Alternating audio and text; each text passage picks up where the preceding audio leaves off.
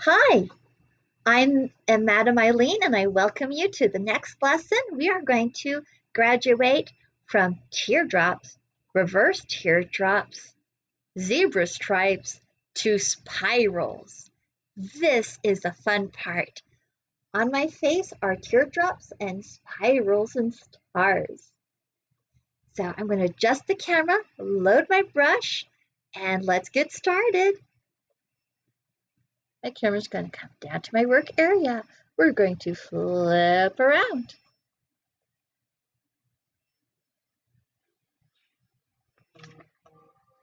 And, hey Sam, can you move it again? The glare, it's glaring even worse on my paper now. So if you could just push it sideways.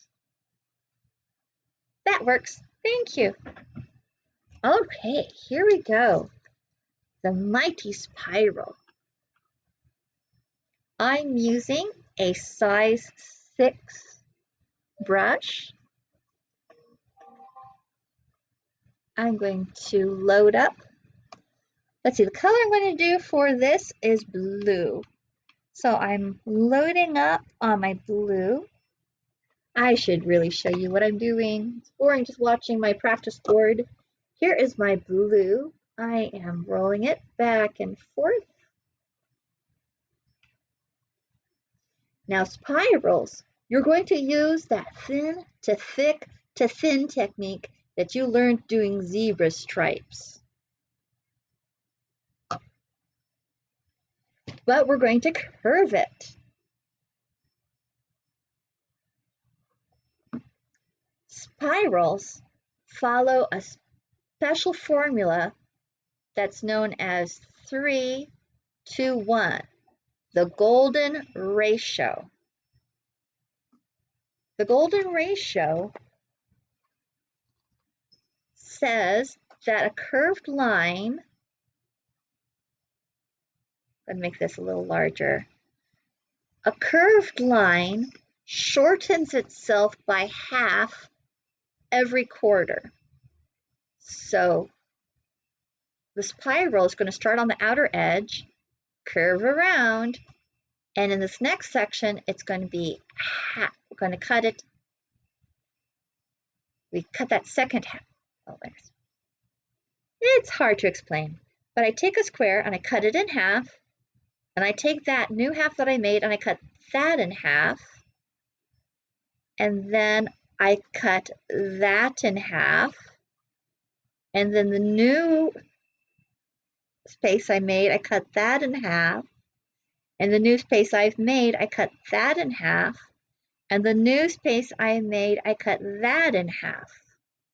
And you can keep going. This is what a true spiral will look like.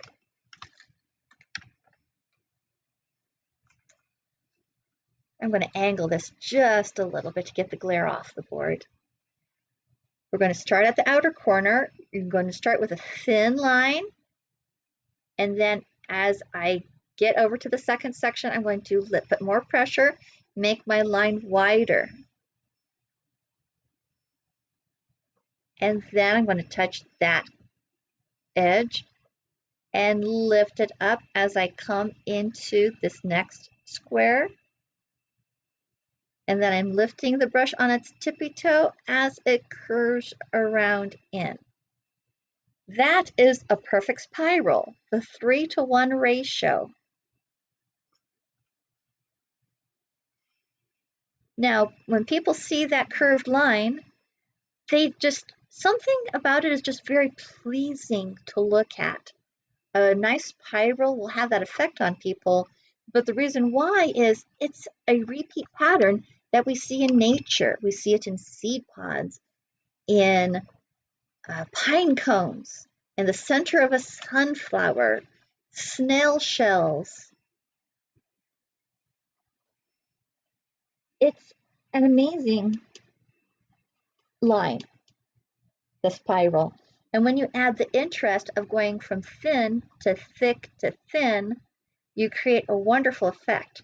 So I'm going back to my practice boxes, and I'm just going to do a spiral starting from the corner. thin to thick, lifting up to thin, and then I can continue just keeping it thin the rest of the way in. Or maybe when I go around, this edge is thin, I thicken it right here, and I go thin again. And you can do a series of these spirals.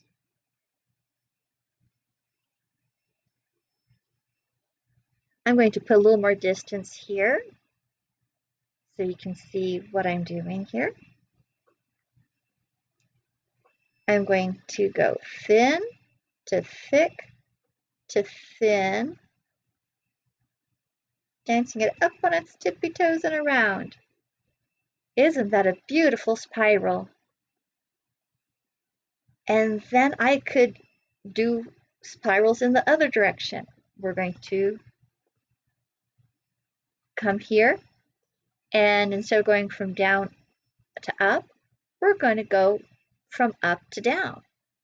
We're going to start here, thin to thick to thin, dance it a little thicker, and back up to its thin, just to add interest. You don't have to make this section thinner. And that's how you do spirals. You can also take your lined paper.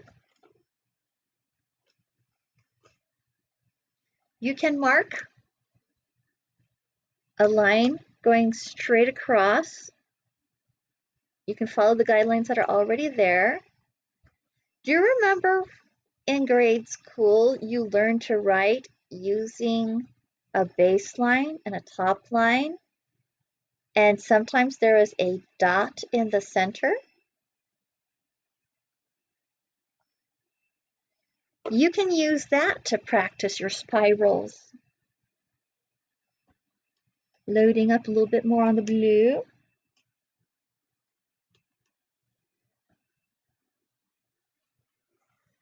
All right. Adjusting the camera angle. We're going to go thin to thick to thin and circle it around. Thin to thick to thin, circle it around. And just spend 20 minutes practicing your spirals. You can do long, camera's coming back up. You can do long spirals. You can do short spirals. You could do spirals going in the opposite direction. There's a long, there's a short, thin, thick, thin as I curve around. You could even attach to the line and do your thin, thick, and thin. And just, you could crisscross it. Left, right, left. Practice doing a narrow thickness, thinner. Challenge yourself. Come up with your own creative spiral practice. There's something very satisfying about feeling your paint glide in these circular motions. And you don't have to just stick to doing spiral. You can combine a spiral with your curved teardrops. Put some pressure down and then hand your brush up to its tippy toes as it parallels and tries to meet at a vanishing point like down here. And let's do another one just like that. Curving and then stopping before it actually exits or touches that disappearing line. And now you can see those curved teardrops combined with the spirals. Now this is turning out very interesting. Some of your practices will turn out so pretty, you don't want to wash your practice board. That's why it's a good idea to buy several mats. I have 6 practice mats because sometimes I just want to sit and look at my pretty practice paintings. And look here, I'm now doing some short teardrops. Short, straight teardrops. Doesn't that look interesting? Have fun doing your spirals. Make sure you get your 20 minutes in every day, painting one of the exercises, all the exercises. No more than 20 minutes. You want to take a break, wash your hands, put some hand lotion on, massage your hands. Yes, when I'm done painting for the day,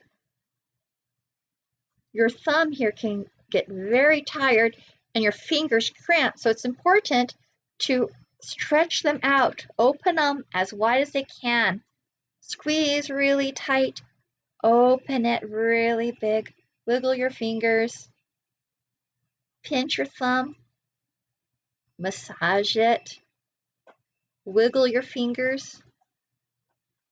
Your hand will thank you for the special care you give it. Happy painting!